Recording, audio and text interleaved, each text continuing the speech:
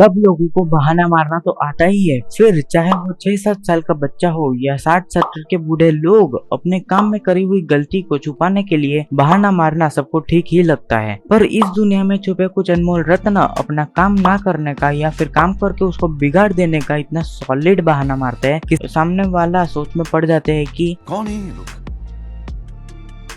कहां से आते हैं।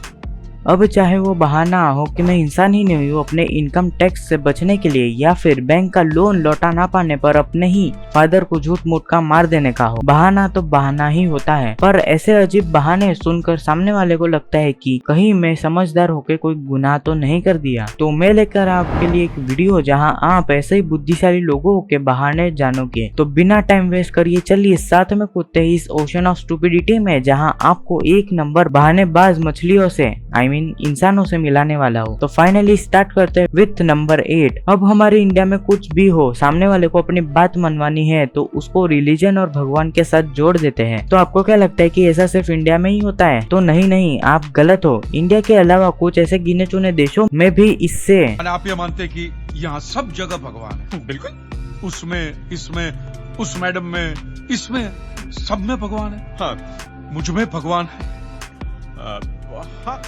Thank you.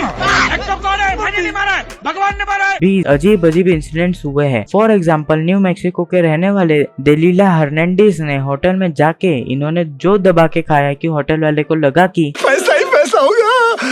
पर लगता है इन्होंने वो लाइन की सब कुछ भगवान का है और उनके वजह से ही हमें ये सब मिला है, कुछ ज्यादा ही सीरियसली ले लिया। क्योंकि जब ये बिल भरने की बारी है तब इन्होंने सिर्फ यही कहा, अरे ये पूरी दुनिया तो भगवान की है तो मैंने जो खाया उसका बिल भी भगवान से मांगना। नंबर 7, आपने पहला इंसिडेंट सुनकर पता लगा ही लिया होगा कि लोग कैसे कैसे बहाने मारते हैं। और अभी तो रुको, ऐसे लोगों का भंडार पड़ा है। जैसे कि इस इंसिडेंट में जो यूके में हुआ था। अब यूके में अगर आप 18 साल या उसके ऊपर हो और आपके नाम पे एक प्रॉपर्टी है तो आपको एक काउंसिल टैक्स भरना पड़ता है। पर इन्होंने 3 साल तक वो टैक्स नहीं भरा क्योंकि गवर्नमेंट से आए कॉरेस्पॉन्डेंस लेटर में इनका नाम कैपिटल लेटर्स में लिखा था। अब ये इतने भोले भाले कि इनको लगा कि गवर्नमेंट ने इनको डेड डिक्लेयर कर दिया, जबकि उनको खुद को पता था कि वो जिंदा है। और फिर क्या, टैक्स भरने को मना कर दिया। पुलिस वाले भी इनको समझा कर थक गए पर इनके दिमाग में वो बात घुसी ही नहीं। नंबर 6, अब ट्रैफिक रूल जैसे ओवर स्पीडिंग, बेल्ट ना पहनना और जैसे ड्रंक एंड ड्राइव को तोड़ने पे लगता है आपको फाइन। पर कुछ लोग के बहानों का जवाब ही नहीं है, क्योंकि फाइन से बचने के लिए जितनी क्रिएटिविटी आर्ट्स और क्राफ्ट्स में लगानी चाहिए उससे 2 गुना ज्यादा फाइन से बचने के लिए बहाना मारने में लगा देते हैं। अब आप सुनने वालों केस 15 साल के लड़की का जिसने फाइन से बचने के लिए अपने आप को साइकोपैथ यानी पागल बोल दिया। एमी रश हैमिल्टन जाने के लिए टैक्सी तो बुक की, पर उनको क्या पता था कि इस टैक्सी और इसके टैक्सी ड्राइवर की वजह से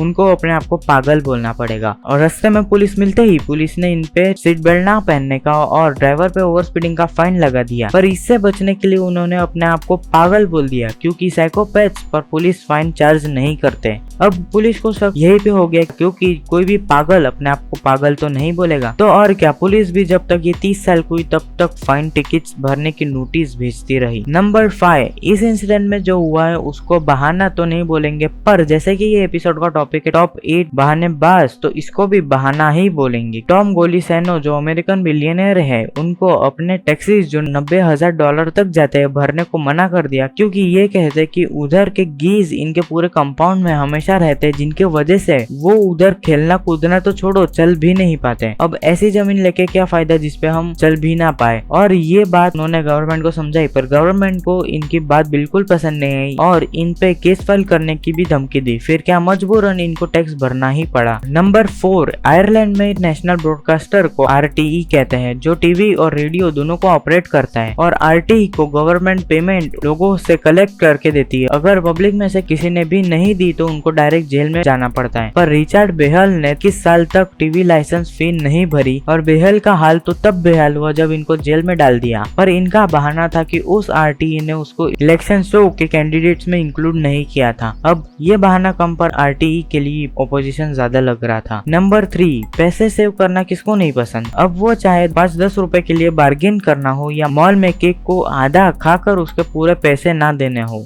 अब मैंने जो ये केक का रेफरेंस दिया वो सिर्फ रेफरेंस नहीं है पर सच्ची में भी हुआ है। 2019 के बीच में एक औरत ने वॉलमार्ट में केक खाने की इच्छा हुई पर पैसे बचाने की लालच के वजह से उन्होंने केक आधा खा लिया और उस केक की फुल प्राइस भरने के लिए मना कर दिया। फिर क्या वॉलमार्ट वालों ने पुलिस को बुलाया और तब जाके उसने पैसे भरे और बाद में उसको मॉल से भी बैन कर दिया गया। नंबर 2, एक बार जॉय पेलेग्रिनो ने कनेक्टिकट से $2000 जितना बैंक से विड्रॉ किया पर एक टेक्निकल ग्लिच के कारण प्राइस अमाउंट उनके अकाउंट से डिडक्ट नहीं हुआ। फिर क्या अपने लालच को शांत करने के लिए और उस टेक्निकल ग्लिच का फायदा उठाने के लिए और भी ज्यादा पैसे अपने बैंक से निकालने लगे और तो और हर बार अलग अलग टाइम पे अलग अलग बैंक में जाकर अपने ऊपर किसी का शक भी नहीं होने दिया। पर वो इतनी बार विड्रॉ कर चुके थे कि अभी सब बैंक वाले उनको जानने लगे थे और थोड़ा सा शक हुआ और जल्दी से बैंक ने अपना सिस्टम चेक किया और उनको एक टेक्निकल बग मिला और जल्दी से फोन घुमाया जॉय को और बोला कि आप इतनी लोन कब चुकाओगे। और तभी जॉय की दिमाग बत्ती जली और उन्होंने बोला कि सारे पैसे मैंने अपनी माँ को दे दिए अपने फादर के डेथ के वजह से। और इसके बाद जॉय क्लीनली बैंक के नजरों से छटक गए जबकि उनके फादर जिंदा थे। नंबर 1, अपने जितने भी केसेस सुने और देखे उन सब में एक बात कॉमन थी और वही बात इसमें भी कॉमन है जो कि है पैसे को लेकर और लोन ऑन टैक्सेस। और ये केस में भी जो बहाना है वो अब तक का सबसे फनी है। ऑस्ट्रेलिया में रहने वाले ग्लेन जेम्स को अपना इनकम टैक्स भरना बिल्कुल पसंद नहीं था और जब इनसे पूछा गया कि ये क्यों नहीं भर रहे तब रीजन पता है क्या है? ये पर्सन ही नहीं है। जब कोई पर्सन ही नहीं है तो कौन उससे टैक्स लेगा? पर इनका टॉप तगड़ा प्लान कुछ काम नहीं किया और जज को इनको डायरेक्ट जेल में फेंक दिया। तो खत्म होते हैं हमारे अनमोल रत्नों के अनमोल बहाने। और अगर आपको वीडियो पसंद आई हो और जरा सा भी इंफॉर्मेटिव लगी हो तो लाइक करना मत भूलना, सब्सक्राइब कर देना मेरे चैनल को ताकि आप हफ्ते में एक वीडियो ऐसी देख पाए। तो फिर मिलते हैं बहुत जल्द एक और नई वीडियो में। Till then bye.